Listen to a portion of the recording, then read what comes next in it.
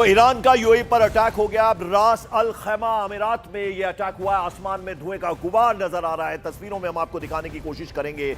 आपको बता दें, ईरान ने अब यूएई पर अटैक किया है और रास अल खैमा अमीरात यहां पर यह हमला किया गया है और फिर उसके बाद आसमान में दूर तक उड़ता हुआ धुआं नजर आ रहा है। यानी दोनों ही तरफ से कोई भी पीछे हटने को तैयार नहीं है। ईरान ने अब यूएई पर अटैक किया है, यानी ईरान बिल्कुल पीछे हटने को तैयार है। रास अल खैमा अमीरात में जबरदस्त अटैक, धमाकों की आवाज सुनी जा सकती है। आसमान में दूर तक उड़ता हुआ धुआं नजर आ रहा है। अभी तक ईरान में जिस तरह से हमले हुए हैं, 555 लोगों के मारे जाने की खबर है।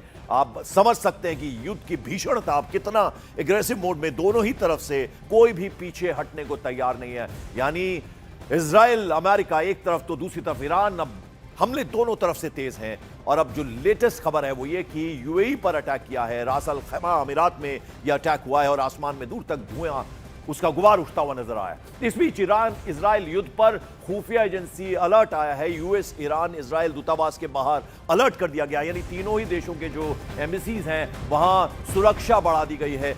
प्रदर्शन में असामाजिक तत्व शामिल हो सकते हैं, इस तरह की आशंका जताई जा रही है। दूतावासों के आसपास प्रदर्शन करने पर पूरी तरह से पाबंदी लगा दी गई है और सिक्योरिटी मेजर्स जो है वो पूरी तरह से सक्रिय हैं। यानी किसी भी असामाजिक तत्व के प्रदर्शन में शामिल होने की आशंका जताई जा रही है, यह कहा गया है।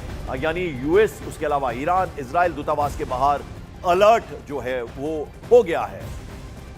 और पश्चिम एशिया में जंग की आग अब खाड़ी तक पहुंचती नजर आ रही है। सोशल मीडिया पर वायरल तस्वीरें और वीडियो ये दावा कर रहे हैं कि ईरान के शायद ड्रोन ने दुबई को निशाना बनाया है। दुबई, जैसा आपको मालूम है, दुनिया का सबसे सुरक्षित टेक 7 इसे कहा जाता है, आज धुएं और धमाकों की खबरों से पूरी तरह से घिरा हुआ